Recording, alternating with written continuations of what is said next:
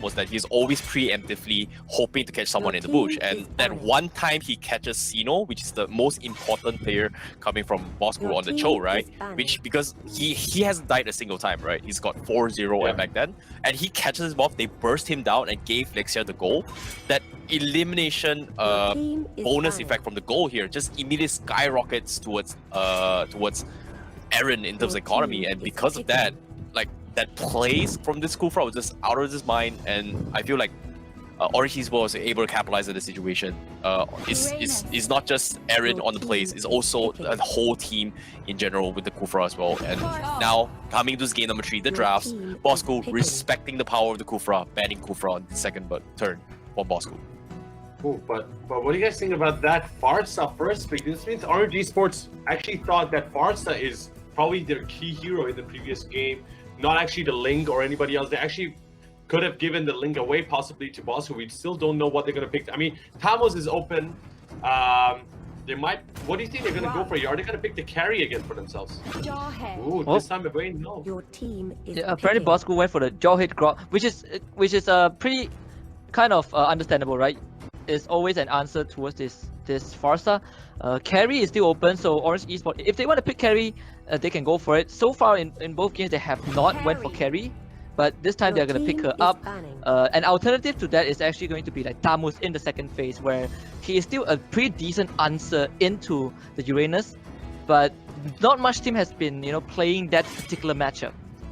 Your team at the same time, so I'm a little bit worried here from side of Orange Esports, just because, like, statistically before the start of the series here, we showed some stats to you guys, the best players here, and Orange Esports, they have 20% win rate on the Cho. So I'm a little bit worried for this game, because do you want to risk your Cho in a do or die situation where this last game is going to decide whether you continue into the tournament or you get kicked out?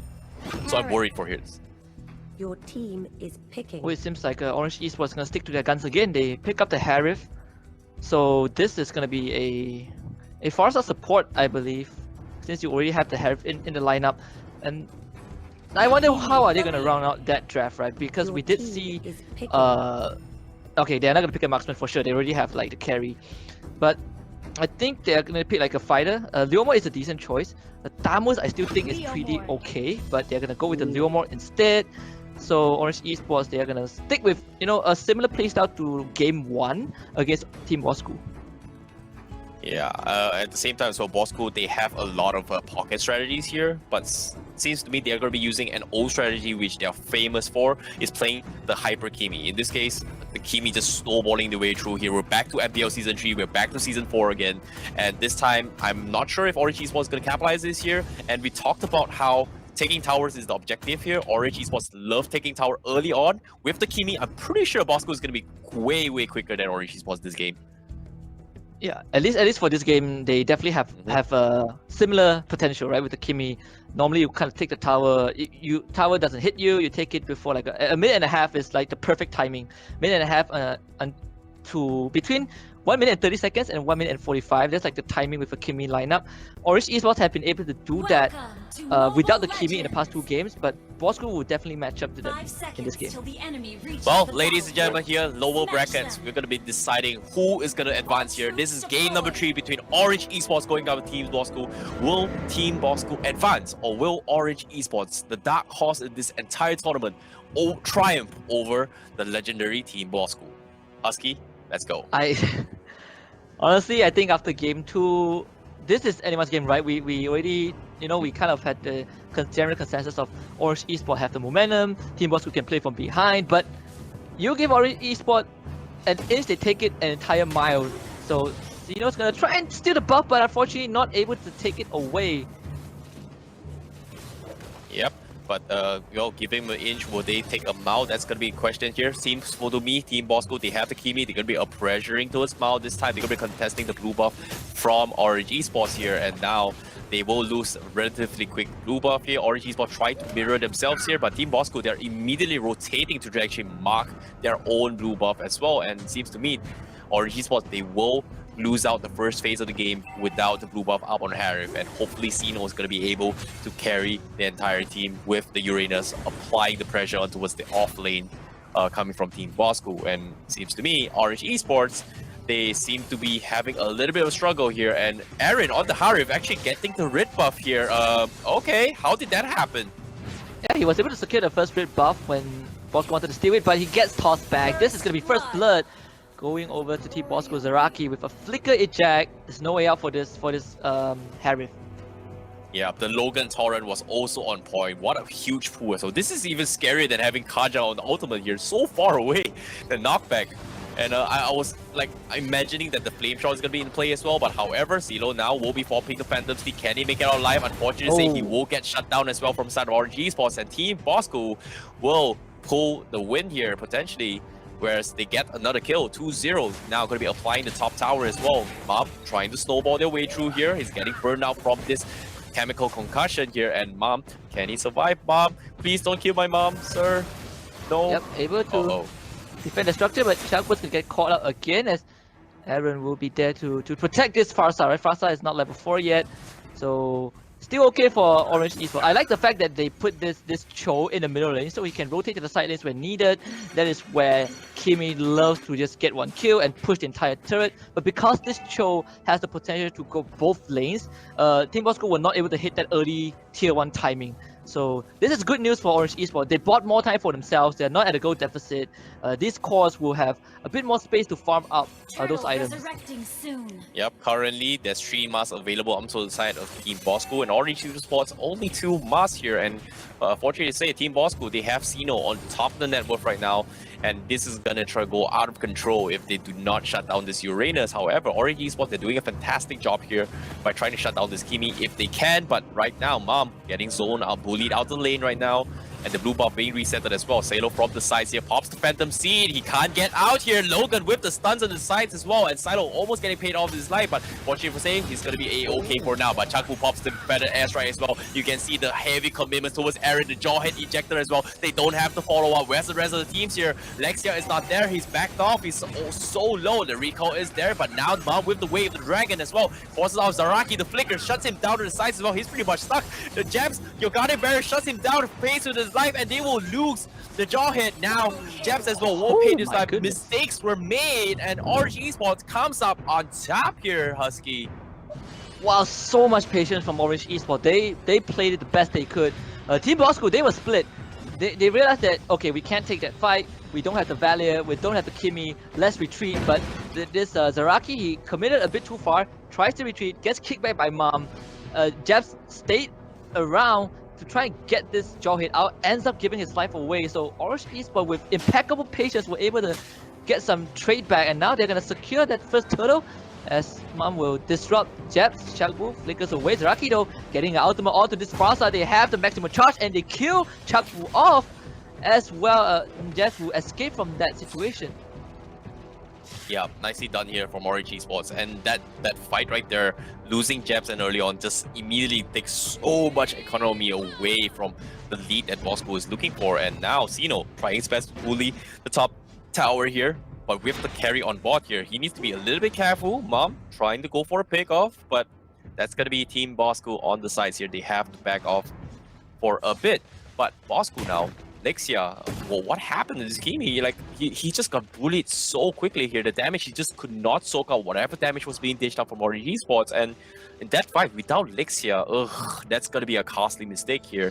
And hopefully, they'll be able to pick themselves up here. Silo now going to be getting a little bit farm here, as slowly but surely, this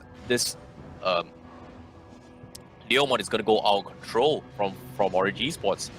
Yep, and I think Gideon did mention this during the regular season, the group stage, where Leomon doesn't necessarily have much bad matchup. He just goes either neutral or he goes into a winning matchup most of the time.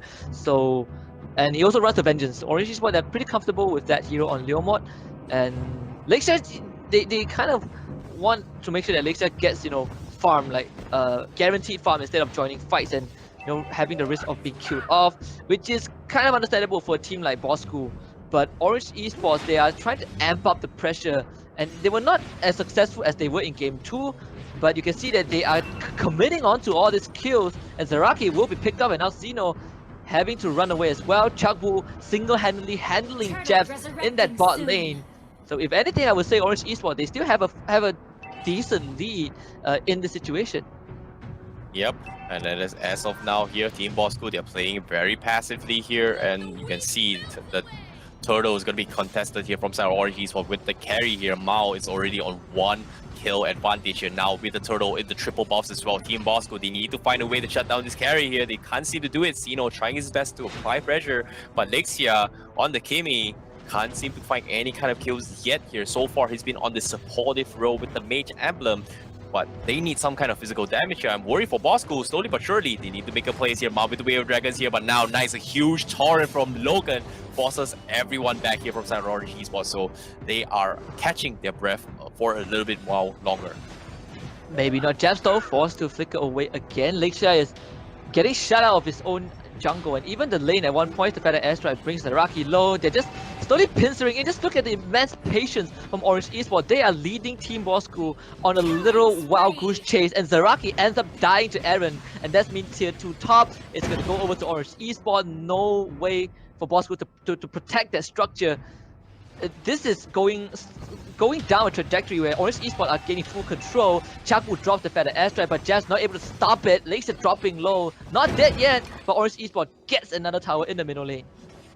Ooh, feels bad there. You can see Mom's HP was so low just because it's a tank show. Not to mention as well, Team BOSSKURR don't exactly have physical damage here. You can see itemizations for the magic defense are already being set up in place from side of Orange Esports. And seems to me, Orange Esports, they are in a position where they're pretty much ripe for the taking here. And slowly but surely, Team BOSSKURR, they're getting desperate now. This time it's their game to be desperate now. And I'm worried here because Husky, I don't know what they're going to be doing here because as of now, like BOSSKURR seems to be lost in this game. Yeah, I'm less worried, I'm less worried about my predictions that BOSSKURR is going to win this series and more worried about how BOSSKURR is going to recover from this situation because Orange Esports, they are just, outsmarting BOSSKURR. They have the bird! The bird, Malaysia survives that. But yeah, I think Orange Esports kind of recognized the win condition. They were like, okay, this is Team BOSSKURR's playstyle from start until end. Always been team fight from week 1 until playoffs. It took them a while, but I think Orange Esports found the formula, and now they are bringing the fight straight to BOSSKURR, and BOSSKURR doesn't seem like they were able to answer that at all. Yes, definitely here. And now the split push are coming in as well. Orange Esports, they're having Silo to pressure the bottom side of the lane here, and so far Team BOSSKURR, they can't seem to have Kimi soloing the other side of the lane here. The only one that can solo the other lane is Sino, whereas Orange Esports, they have multiple heroes that can do that here. They have the Cho, they have also the Leomon here, but now going for the huge one here. Mom getting dropped pretty low here. The Feather Airstrike zoning everyone from side of BOSSKURR. They have to reset this fight, but Mom does have a little bit of HP to begin with here. But on the minimap here, Husky, look at this. The Leomon is also cutting the creep waves here, whereas same goes for Zaraki is trying to do it for the side of Team BOSSKURR. Yep, and Zaraki will be forced back. You cannot really, at this stage of the game, CeeLo will be slightly better in terms of proxying. Zaraki this time won't be able to find the luxury of getting pickoffs, and Sino will be killed off, and that just opens up the bottom lane for Orange Esports as of now. Someone has to deal with CeeLo as well. Zaraki is the only member from Team BOSSKURR that's kind of expendable because you need Logan and Lexia to deal with the the main cavalry of Orange Esports. But this time Orange Esports, they just need to wait for the Lord. The Lord comes out, they go get the Lord, and they might just close out this game. Jazz at this point, he's taking so much damage. Feather Airstrike forces out the flicker. Now CeeLo is in the midst of the battle, but Orange Esports, they're just gonna punch through the front gate. There goes one inhibitor, and they might just go for more.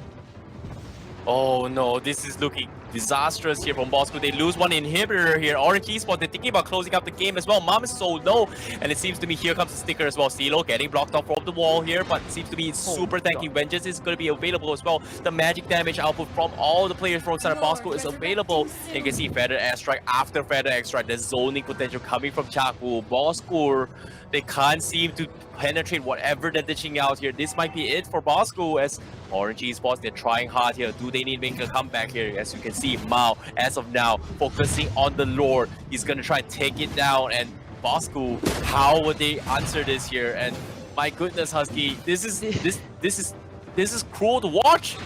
This is Orange Esports, so disciplined. They are so disciplined in this game whereas we've been talking about Orange Esports not really good at playing from behind. Sometimes they overcommit like game 1, but this is just a show of adaptation. They kind of disciplined themselves. They played patiently. They got the Lord. Zaraki probably pressed his panic button. He tried to flicker out, but he was out of range. You might be looking at the end of this game, Orange Esports. They are just waiting for that Lord to spawn to push for the win.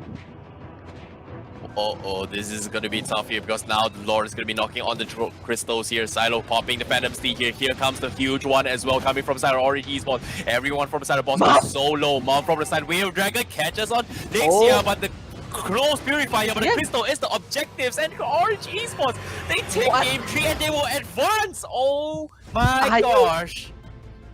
This matchup is just, this is an upset, right? BOSSKURR, 5 seasons, all 5 seasons, it's always at this stage, the playoffs where BOSSKURR just somehow were not able to go further than what people expected them of. It's unfortunate, but Orange Esports just played an amazing game 3. You compare Orange Esports from the regular season and Orange, who has managed to break the glass ceiling. Just so much patience and discipline. I am absolutely impressed.